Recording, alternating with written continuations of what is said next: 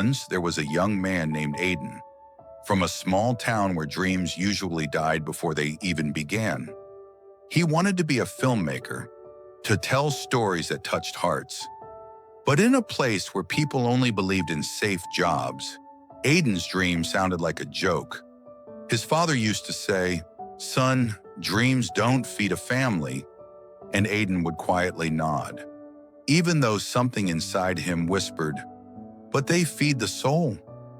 So after college, he took a regular job in a factory. Every morning felt the same faces, the same noise of machines, the same feeling of emptiness. At night when everyone slept, Aiden watched films on his old laptop, studying how light, sound, and emotion work together. Those late nights were the only time he felt alive. But slowly, even that spark began to fade. Because life has a way of testing your patience before it rewards your persistence. Months passed, bills piled up, his camera broke, and he couldn't afford to fix it. He started wondering if his dream was just foolishness. One night while scrolling through his phone, he saw a video titled, "Every master was once a beginner who refused to give up." Something about that line hit him hard.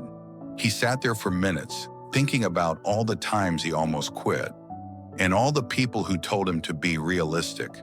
That night, instead of watching a film, he opened a notebook and wrote, "If I can't make movies now, I'll write stories until I can." And that's what he did.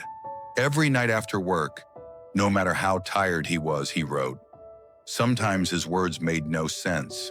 Sometimes they were raw, but they were his. He didn't tell anyone. He didn't post anything. He just kept writing in silence. One morning, almost a year later, he woke up to a message on his old email. A small YouTube creator from another city had found one of his short stories on an online forum. The message read, "Hey, your story moved me. I'm making a short film based on it. Would you like to write the script?" Aiden couldn't believe it. After all those months of silence, the world had finally whispered back. He worked on that script like his life depended on it. He poured every emotion, every tear, every night of doubt into that project. When the short film released online, it didn't go viral, but it reached a few thousand people. And among them was a director who saw potential. That director reached out and said, "Your storytelling feels real, like you've lived every word you write." And Aiden smiled, because he had. Months later, he was invited to join a small indie film crew.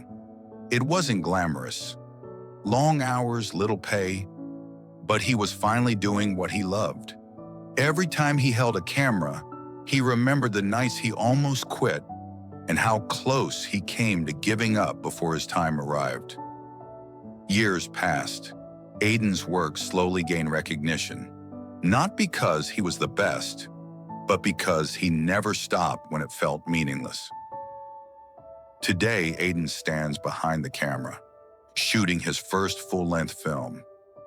He often looks back at his old notebook, the one where he wrote, "I'll write stories until I can." That line, written in doubt, became the seed of everything that followed.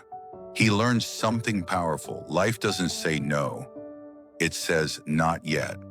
And that not yet is what separates dreamers from doers. Because your time will come, not when you wish for it, but when you're ready for it. So if you're tired, keep going. If no one believes in you, believe twice as much in yourself. Because the truth is, even when you feel forgotten, life is preparing your moment. You're not late. You're in training. Don't give up now. You've come too far to stop before the breakthrough. Because one day when it all finally works out, you'll look back and realize every delay, every doubt, every heartbreak was just life making sure you were ready for your time. If this story inspired you, don't stop here. Watch next.